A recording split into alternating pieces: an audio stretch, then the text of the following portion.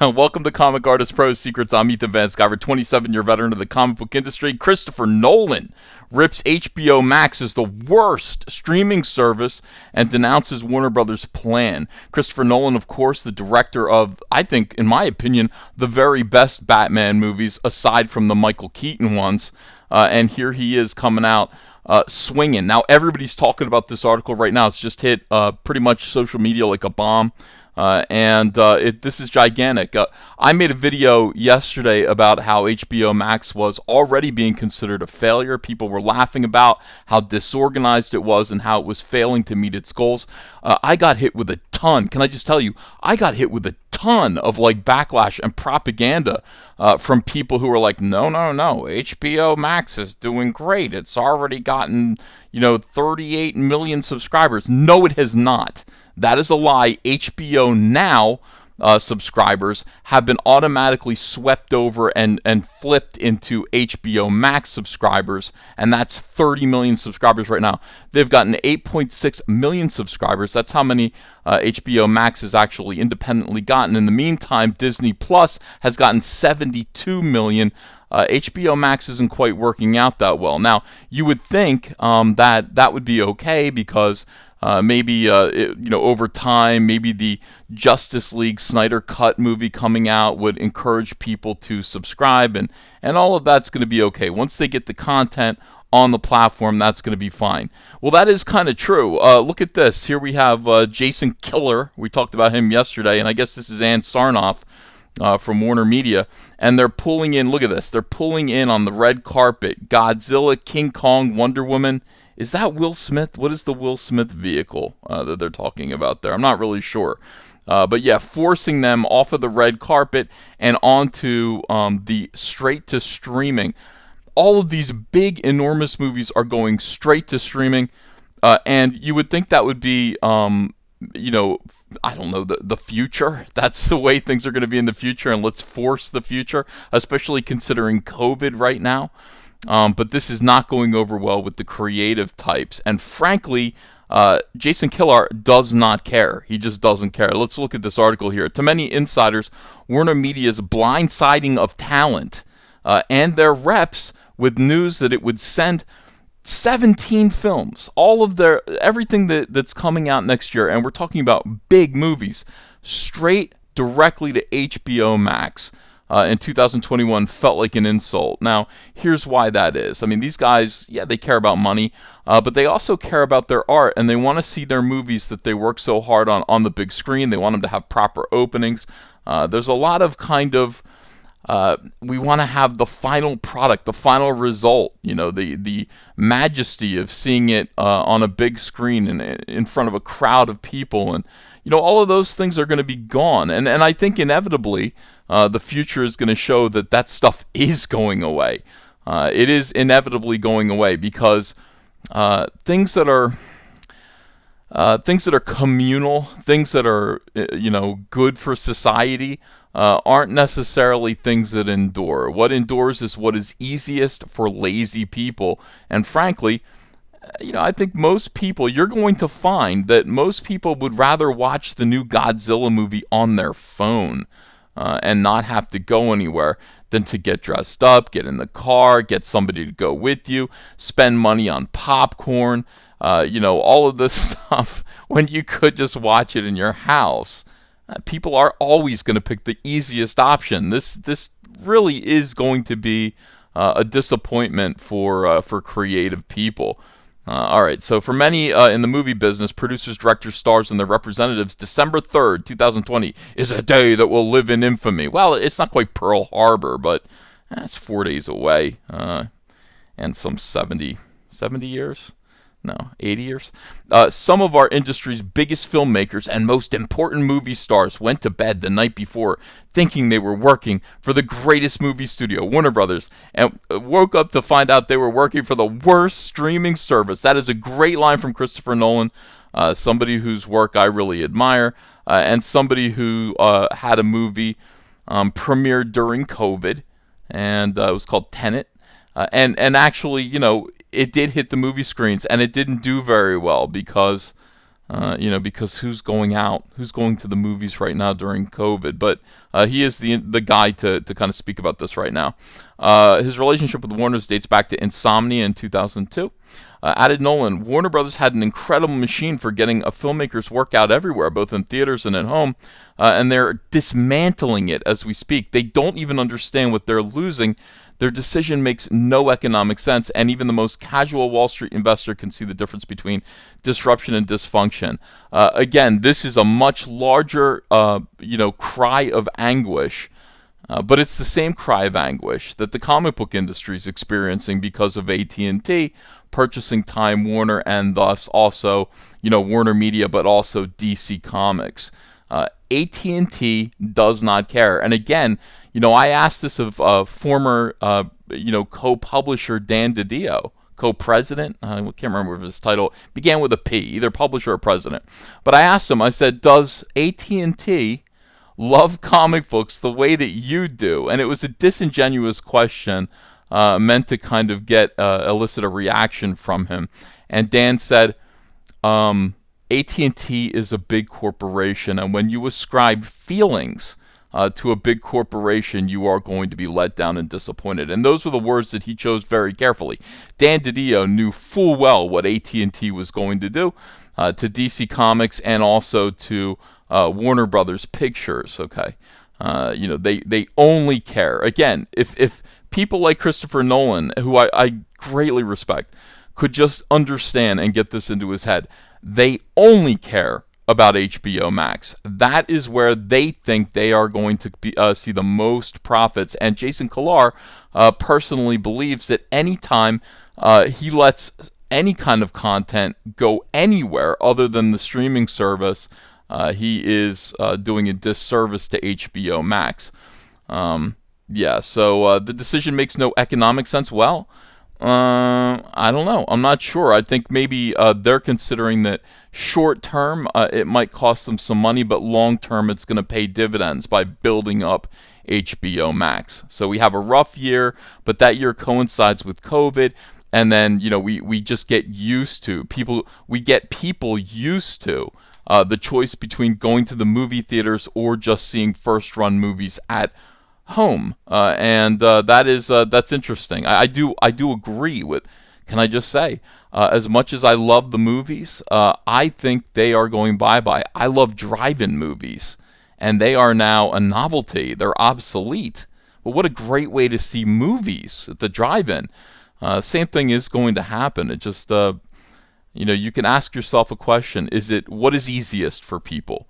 What provides the very best customer service, if not the very best customer experience? And the answer is going to be streaming. On that now infamous morning, Ann Sarnoff, whose ungainly title is Chair and CEO of Warner Media Studios and Networks Group, and Warner Brothers Film Studio Chairman Toby Emmerich called the heads of the major agencies to drop a bombshell. Warner's was about to smash the theatrical window, sweeping its entire 17-picture 2021 film slate into its faltering HBO Max streaming service. Thank you for saying faltering. Again, I have people gaslighting me on social media. Oh, HBO Max is the fastest growing. It's the best. No, it isn't. It is faltering. It is not doing as well as was expected. It just isn't. And a lot of these subscriptions that people are signing up for are free. They're free subscriptions. They're not making money for Warner's. Debuting them on the same day they would open in whatever theaters could admit customers. Surprisingly to some of the industry, sources say the idea was brainchild of Warner Brothers COO Carolyn Blackwood, who, looking at a relatively weak 2021 slate, saw an opportunity to avoid the humiliation of potentially bad grosses. What? While currying favor with streamer-obsessed higher-ups. So now they're offloading the blame onto this person, Carolyn Blackwood. Fascinating. The instant response, they don't want Jason Kilar to take the blame for this? The instant response in Hollywood was outrage and a massive girding for battle. Warner's has made a grave mistake, says one top talent agent. Never have this many people been this upset with one entity. Like others, he spent much of the day dealing with calls from stunned and angry clients. And that swooshing sound you hear, it's the lawyers stropping their blades as they prepare for battle. That Warner's was self-dealing in shifting these movies to its own streamer, perhaps. or that the company acted in bad faith. Some talent reps say the decision affects not only profit participants but others who have worked on films, as the move might affect residual payments. Okay, all right, that's true. Again, you want the movie to be in theaters, collect box office residuals. Then you want the movie to go to streaming. You get residuals for that. Then basic cable and DVD, Blu-ray, all that stuff. So straight to ignoring all of these other outlets and going just straight to streaming. Yeah, maybe that'll cost people money. I don't know. They expect and hope that the guilds will get involved. The Writers Guild of America has declined to comment. What a bunch of cucks. The Warner's move poses big, maybe even existential questions. How do theaters survive this supposedly one-time, excused by the pandemic move? Genies are hard to put back in the bottle. This is incredible. And no one believes Warner's intended this to be temporary anyway. Exactly. This is exactly right. Everybody is using the pandemic as an excuse to do, I think, what they wanted to do, which is terrible damage to outdated and outmoded models. A lot of businesses, a lot of small mom and pops end up being inefficient and costing these big corporations money. AT&T, again, they think that their best mode of profit is going to be HBO Max. Movie theaters might be even getting in the way. If we can just put these movies straight onto streaming, profits are going to be, maybe they're going to be more pure. They won't have to share with as many people. It's interesting. So yeah, I mean, COVID's an excuse, and the question is, what's going to happen in 2022 when COVID presumably will be over? And Jason Kilar yesterday said, I don't even think that far. And then he went on to talk about plans decades and decades ahead for Warner Brothers. So he does think that far, and 2022 is going to be more of the same, I promise you. More streaming, less movie theaters. This is the model that they do want to go with. It's pretty clear. Will Warner's face serious backlash from important producers, filmmakers, guilds, and on-screen talent? Warner's was the quintessentially talent-friendly, filmmaker-friendly studio, says one agent. Now Warner's isn't the first place, second place, or third place that you want to go. Yeah, I will say that, Warner's is basically breaking the ceiling, and I think everybody else is going to imitate Warner's. None of these corporations really care about the creative people. They may mouth lip service to them, but they care about the bottom line. Many in Hollywood think Warner Media opted for this drastic move to play to streaming infatuated Wall Street and redo the botched launch of HBO Max, which has netted a dismal 8.6 million activated subscribers so far. So that's 8.6 million people actually chose to subscribe to HBO Max. You'll see numbers upwards of 30, maybe even 40,000. Those people were just kind of pushed over from HBO Now, and I think HBO Go as well. So 8.6 is the number of people who actually chose, whereas Disney Plus, because of The Mandalorian and maybe other reasons, got 72.8 million people that chose to subscribe, activated subscribers. So obviously this sucks. But one prominent agent notes that the top executives at Warner Media and its parent AT&T CEO John Stankey, Warner Media CEO Jason Kilar, and of course Ann Sarnoff don't understand the movie business. They don't understand talent relations. Well, I think they made that abundantly clear that they don't really care. They don't care about the creative people. I think they think these movies grow on trees. Their job is just to take the movies and put them where they need them to go. But actually getting creative people to make things, give me a break. I'm not interested. And again, everything that they're saying here, can be, my whole world is comic books. It can be distilled down to the same attitudes that they're going to take towards DC Comics. And all the changes that they made, the two bloodbaths that we saw, the firings. They just want to narrow it down to, what do we need to do? What do we need to produce? What's going to be easiest, and that's going to be about it. All right. While Kilar pays what is seen as lip service to movies, Industry veterans say Warner's is sacrificing the huge profit that comes from selling movies in multiple formats and on multiple platforms around the world. Even before Warner's made its play, there was grumbling among agents that Sarnoff, who has been on the job for more than a year, had yet to get acquainted with key players on the film side or make much of an impression at all. That's why many are focusing their wrath on Emmerich. Toby's passion is only about managing up, says one agent who represents major Warner talent. Again, yeah, the multiple formats, multiple platforms argument can be understood by Jason Killar's belief that every time you offer content somewhere other than HBO Go, you're costing HBO Go subscribers.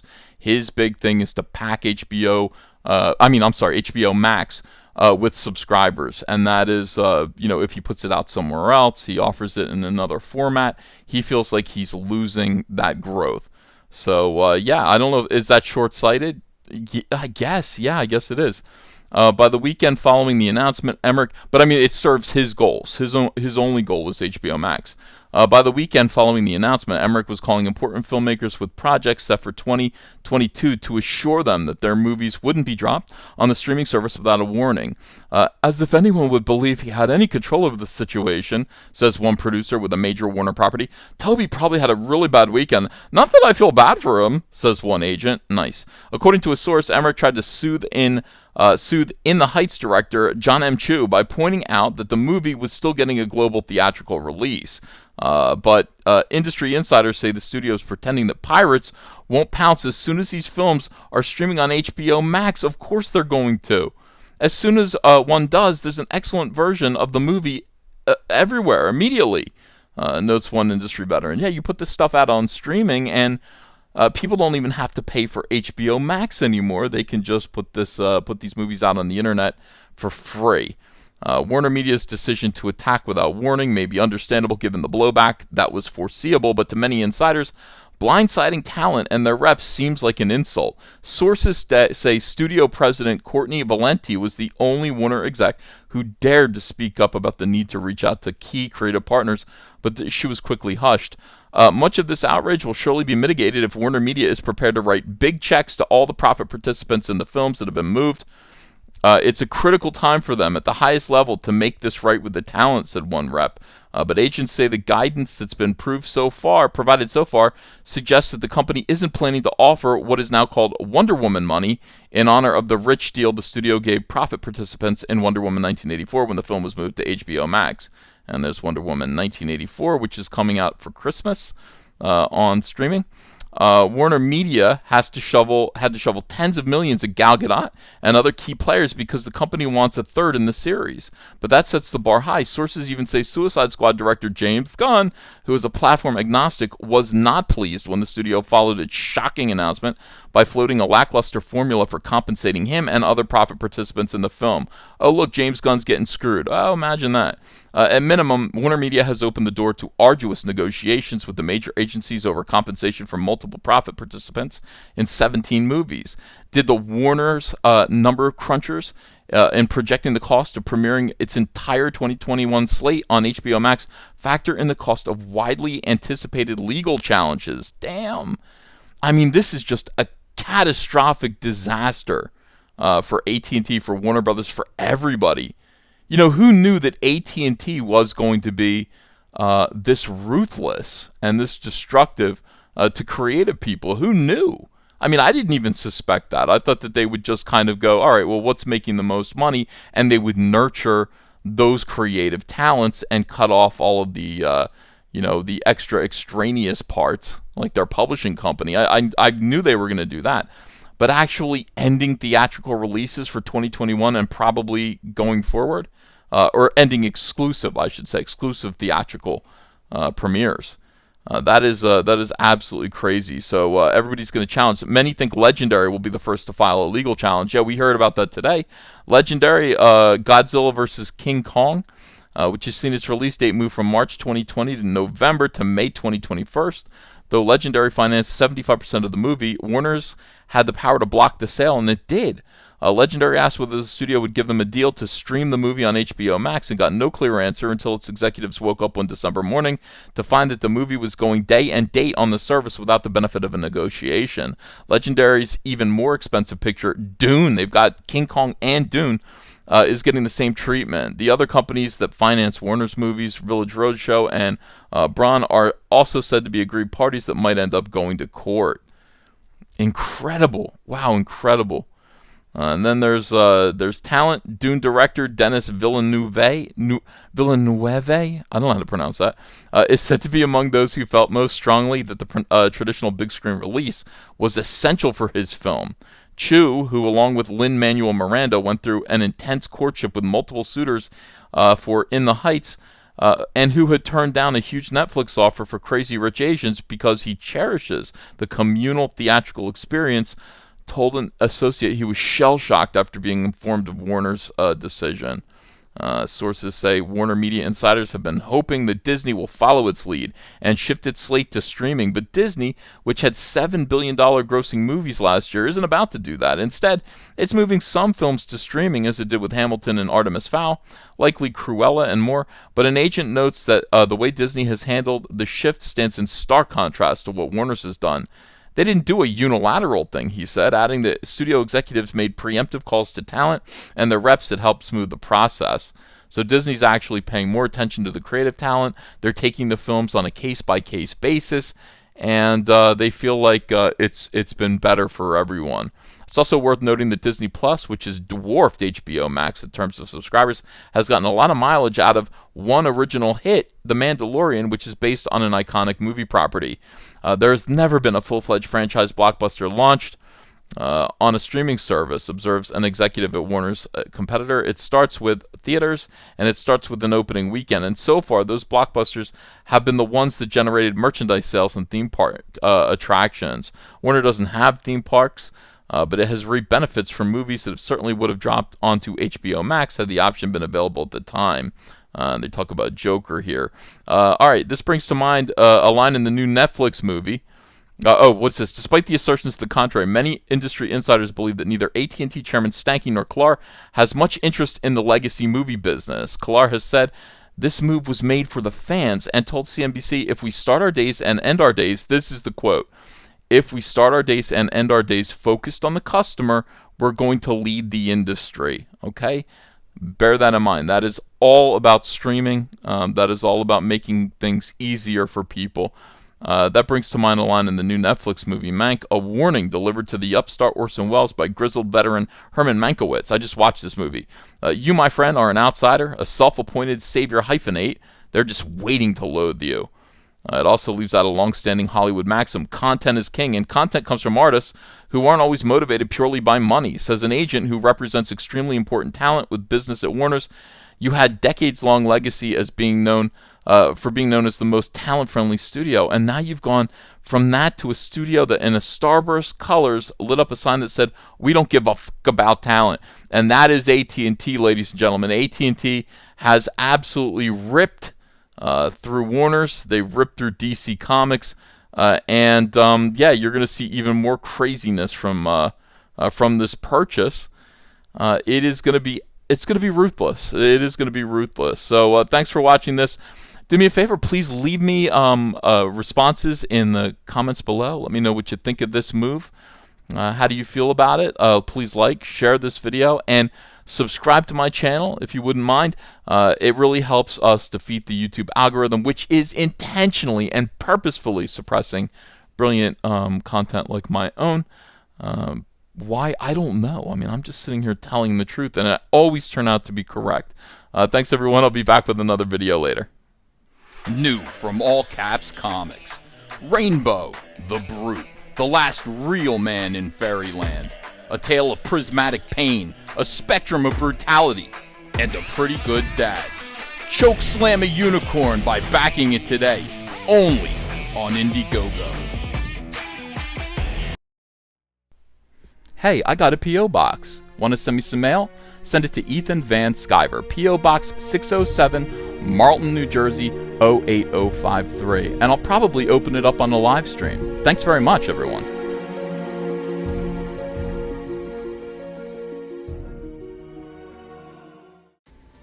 Hey, you want to follow me on Twitter? Are you sure? Well, if so, I'm at Ethan Van Sciver. That's at Ethan Van Sciver. See you there.